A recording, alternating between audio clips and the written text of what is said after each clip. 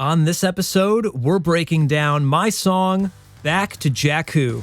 I'll walk you through the writing and recording process, including remixing the vocals, things you may not notice about the track, and my favorite parts about it. It's all coming up in just a minute.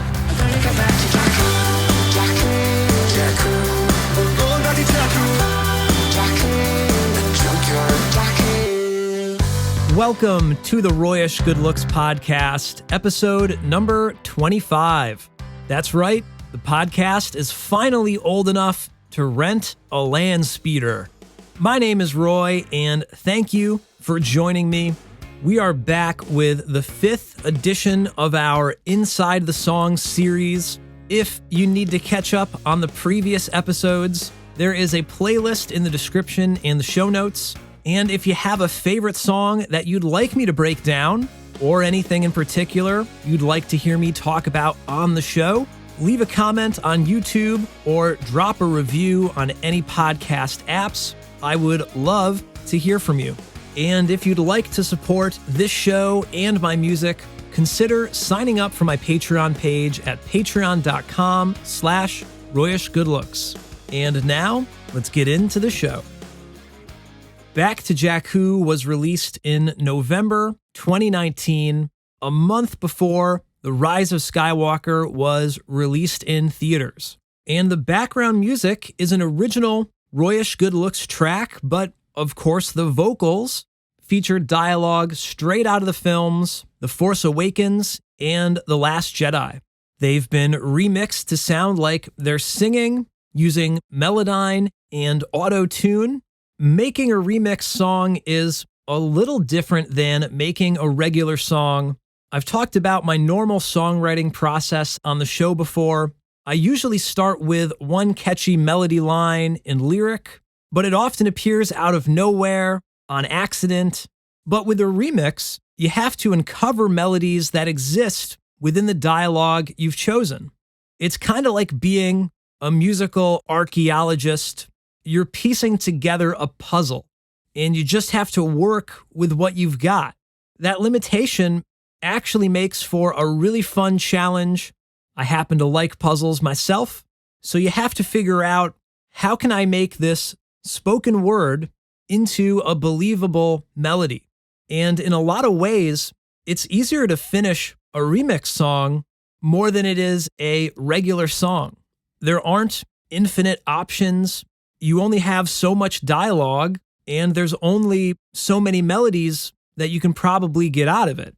It's still very much songwriting, but it's not as much of an improvisational exercise like most songs are. It's more of a pure compositional exercise. You're finding the musicality within your given dialogue rather than just kind of inventing brand new ideas. So I could go on and on. I would love to do a whole episode diving deeper into remixing vocals.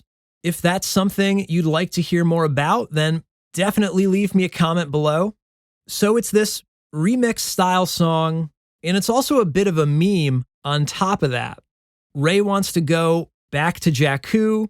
She says it a bunch of times in The Force Awakens, and a few other characters have related commentary about Jakku as well. Where are you going?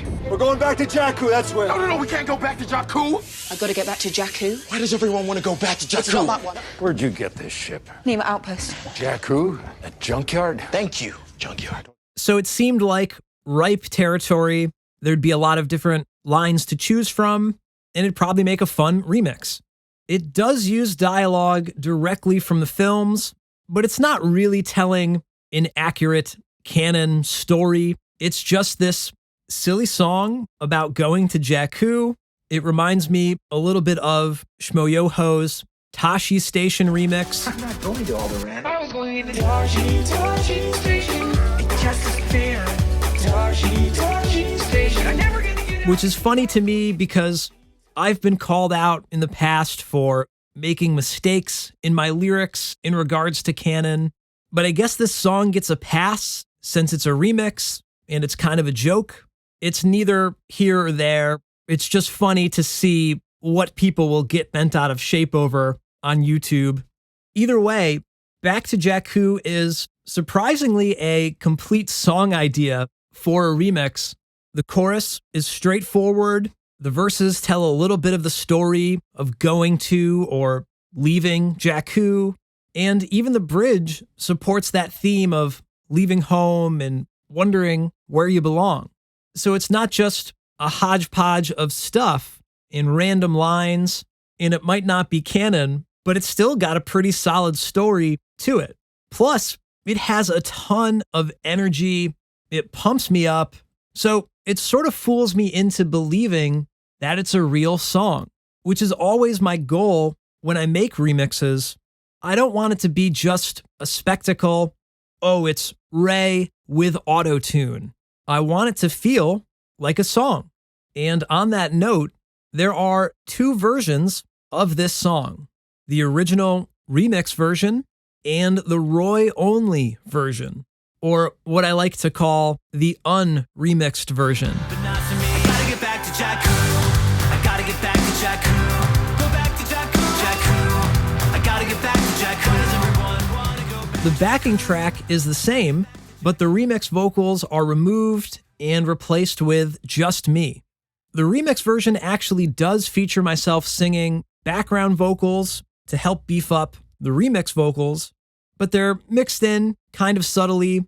Most of those made their way into the Roy version, but I also added brand new main vocals and harmonies on top of that. And I'm sure someone is wondering, yes, I would love to make more Roy versions of all of my remixes one day.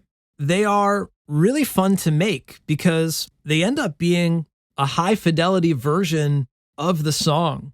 You actually get to enjoy the melodies without all the background noise or the artifacts from remixing them. And so far, I've done Roy versions for Back to Jakku, Jar Jar Binks' Anthem, and I Have the High Ground. And I guess I sort of did The Force Is With Me for a Patreon bonus track a few months ago, but it's a totally new acoustic version. It didn't reuse the backing track, but it's still a pretty cool version. And that's a great reason to sign up for Patreon so you don't miss out on cool little goodies like that one. But shameless plugs aside, let's break down Back to Jakku. Jakku, I gotta get back to Jakku. Jakku, I gotta get back to Jakku. Does everyone wanna go back? The song starts right off with the chorus. It's actually kind of a half chorus. It gives you just a little taste of that main chorus line.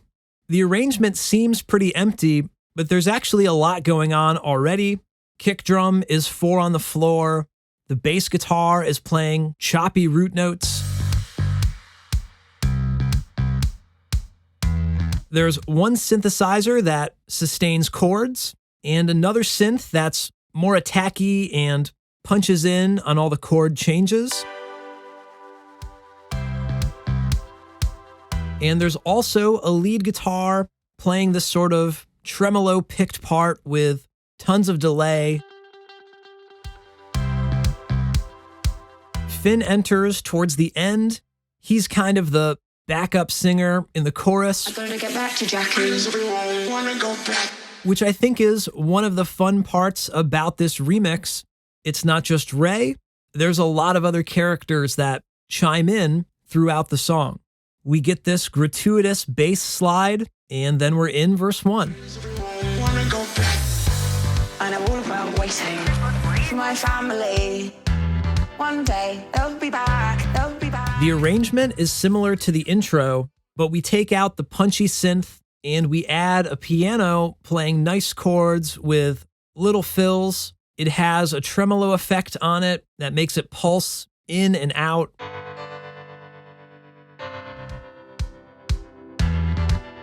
Halfway through, there's a simple tom-tom fill. Then the pacing starts to pick up a bit, adding hi-hats on the upbeats, and you start to feel that dance groove developing. There's a subtle synth lead that sneaks in. It's high-pitched and has a pulsing rhythm to it. Now, I know this is a remix, and it's not quite the same as a fully original song, but I still treat it the same.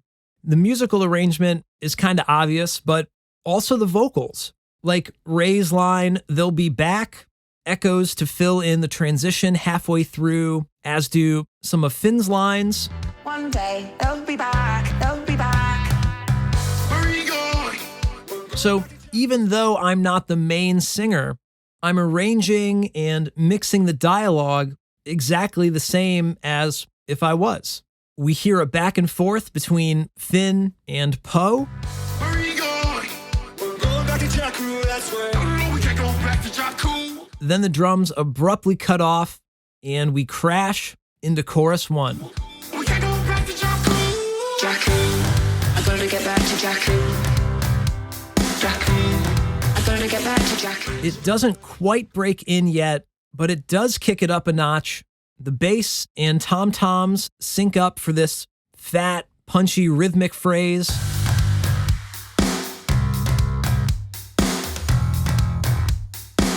We add snare drum, but it's only on beat 4, and it's accompanied by a really bright tambourine hit. It's kind of got that heat of the moment vibe.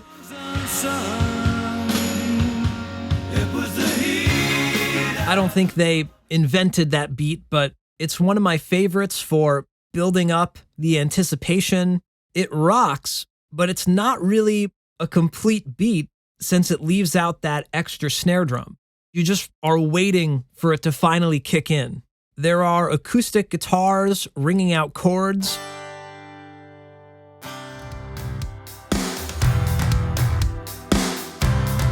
And it sounds like they were recorded direct rather than mic'd up, which is interesting because I must have been working really quickly to not bother miking up the acoustic. Everything is so densely layered, though, that it doesn't really seem to matter here. The acoustic isn't really featured that prominently, so it doesn't need to be super pristine.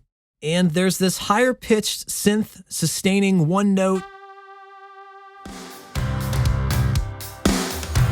This is a trick I stole from Gives You Hell by the All American Rejects. And I use this all the time as a cheat code to create excitement. Halfway through the chorus, well, of course, we gotta switch things up a little. The drums are the same, but the bass is now sustaining every note rather than cutting them short. Claps enter on all 4 beats. And this huge synth bass comes in. It's like the Hypnotoad from Futurama.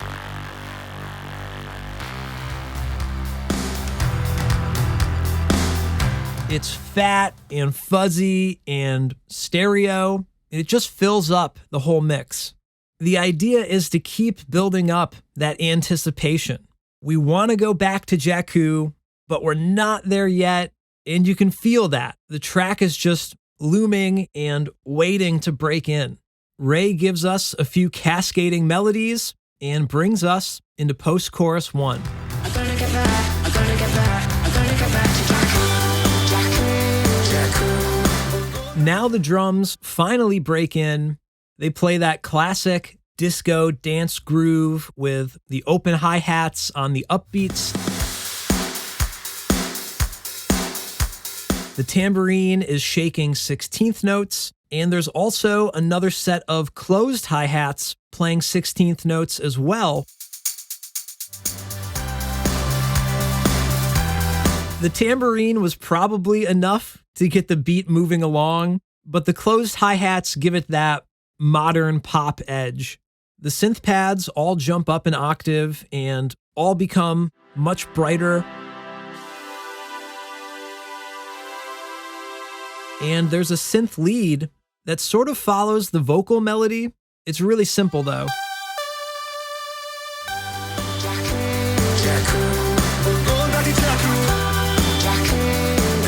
We add a 4th singer, Han Solo. The vocals are really fun here. They are the featured part in my mind. I love a good post-chorus that just hammers home the main lyric or the main line, and it's really easy to sing a variation of the main line of your chorus as a living, breathing human being. But since these are remix vocals, you have to redesign the melody and the rhythm manually. The chorus is a lot closer to the original dialogue, but this post-chorus is tweaked a lot more. One way I do that is by drawing out the vowel sounds a little bit longer. So on the word Jakku, you can take the ja and the ku, make them a little longer, then chop them up so you can reshape the melody of that one syllable. And once you do that, you can pretty much make any melody you want. I'll try to create something cool that I hear in my head, but I try not to go so far that it sounds totally different. I still want it to sound like the original person and not like a robot. And at the very end of the post-chorus, everything cuts out again, just like the intro. And if you listen closely, you can hear Ray sing the word Jakku with a fair bit of vibrato. Going back to Jakku. This is another remixing secret. With autotune, you can actually synthesize vibrato. And that is really helpful when you're drawing out these long vowel sounds. Sometimes it can sound really flat, not like out of tune flat, but boring and dull and just kind of lifeless. So adding some vibrato to the vocals makes it sound more like a natural performance. That vibrato is pretty much on every track, so you'll probably be able to pick it out more and more as you listen, especially on any held out notes. Back to Jakku. The junkyard. Jakku. Now we're in verse 2, and holy cow, we've got another singer, Kylo Ren. You, a scavenger, so lonely, too afraid to leave, desperate to leave. It uses lines from The Force Awakens and The Last Jedi for this part, and this actually works out really well lyrically for the song. He's kind of flirting with Rey, trying to get her to join him, but in the end, she's got to get back to Jakku. Kylo's vocal is in a lower octave, and it's really gravelly sounding. It doesn't quite remix perfectly, but hopefully the backup vocals help cue people in to the melody. There's no place in the story. You come from nothing to nothing, but not to me. I think this works okay for the verse, but this wouldn't work as well for a chorus or the main tagline of a song. If you want to make really compelling remixes, ideally you pick clips that are spoken in a higher range and delivered with a bit of drama. If you look at Shmoyoho's best remixes, they're usually clips where the speaker is really animated and projecting their voice, because that's what you would do if you were actually singing. So if you use clips like that, your remixes are going to be easier to make, and they're also going to sound more natural. The arrangement is very similar to verse 1, but we add a few guitars. There are palm-muted electric and acoustic guitars, left and right. There's also this really innocent, plucky synth sound that bounces back and forth.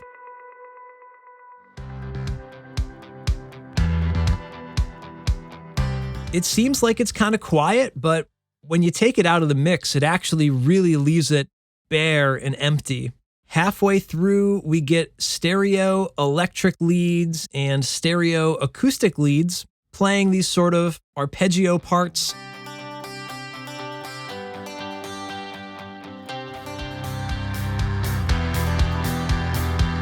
They sound super 80s. They're kind of like the lead guitars in Shut Up and Dance by Walk the Moon. And the bass is playing power chords here.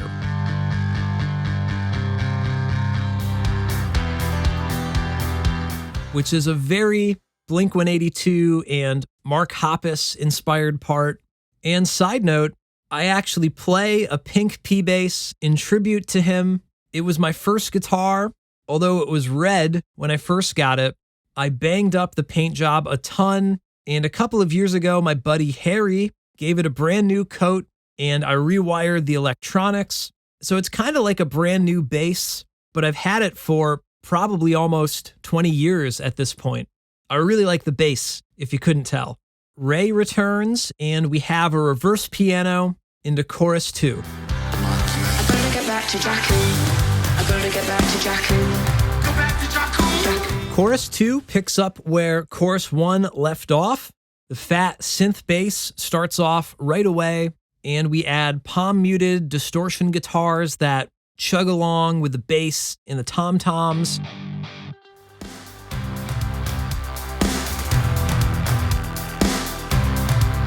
The tremolo lead guitar from the intro finally returns, although it's pretty subtle.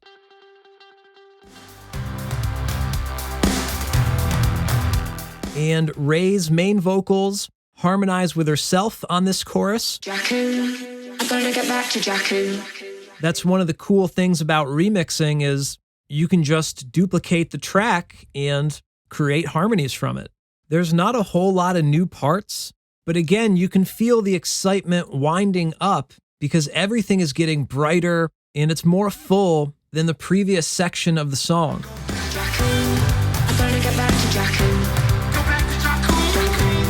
I gotta get back. I gotta get back. I gotta get back to Jakku. I talked about this trick on the Inside the Song episode for Feel the Force.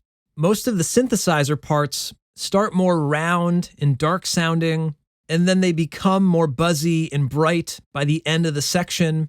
It's a really great arrangement trick. Then we're back to post-chorus 2, which is pretty much a repeat of post-chorus 1 with a little bit of added brightness. The tambourine is accenting on every snare.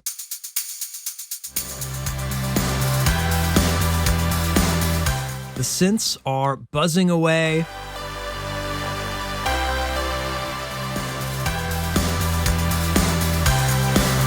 And there is one extra part. The punchy synth from the intro returns.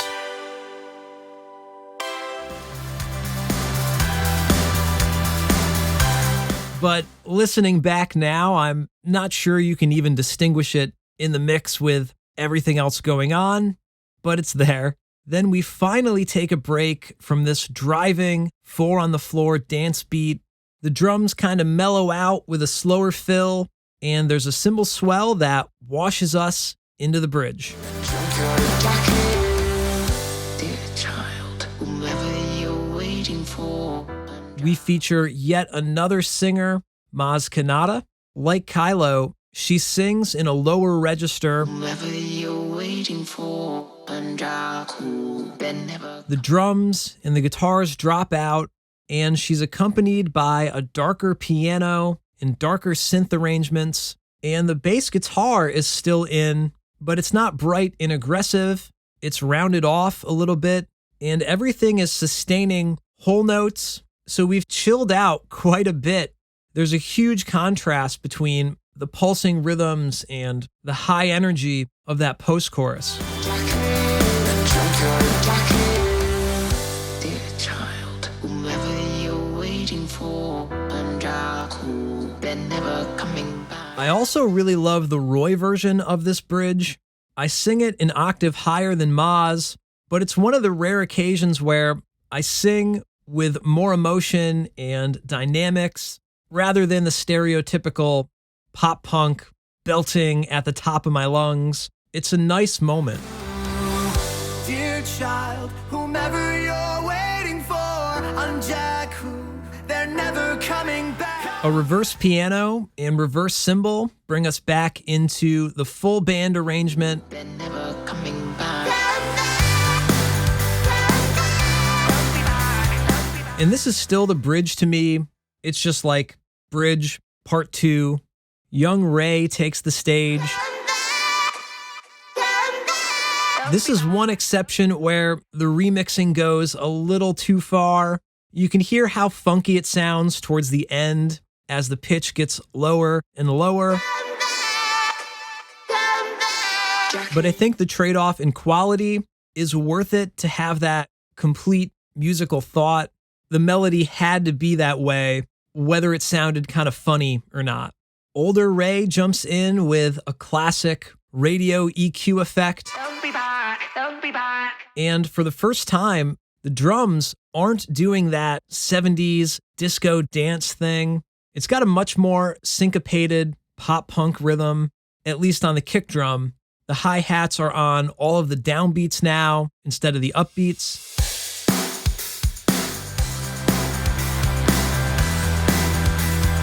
The guitars are strumming eighth notes, and they're actually just playing one single root note, not chords.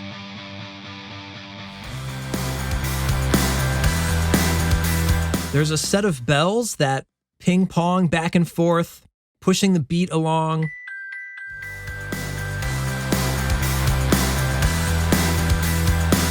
They're probably my favorite bit of ear candy, and if you thought the song had enough synth already, you're probably right, but there is one more new track added. It plays full chords with a pulsing tremolo effect.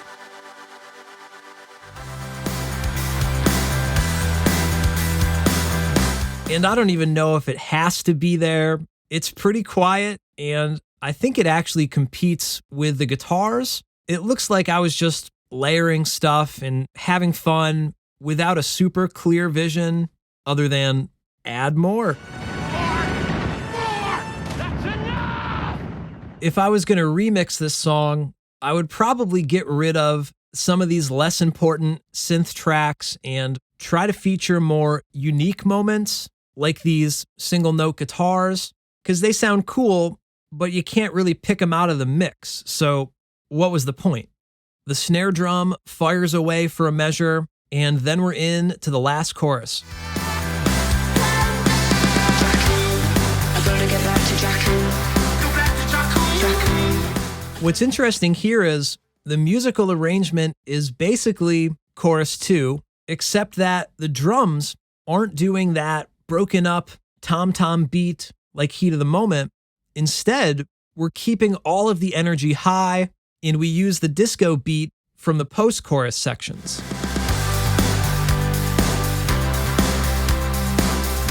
When we hit the third post-chorus, we gotta switch something up, so the drums move over to the crash cymbal on the downbeats instead of the open hi-hats on upbeats.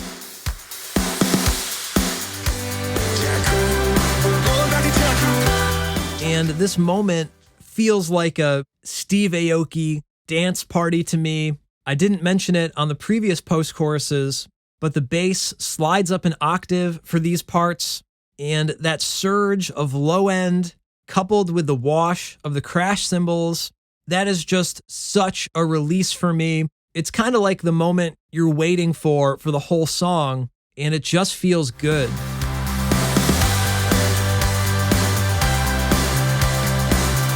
And instead of cutting the song short or just repeating the post-chorus verbatim, we break it down a little. The drums go to halftime. We switch back to hi-hats.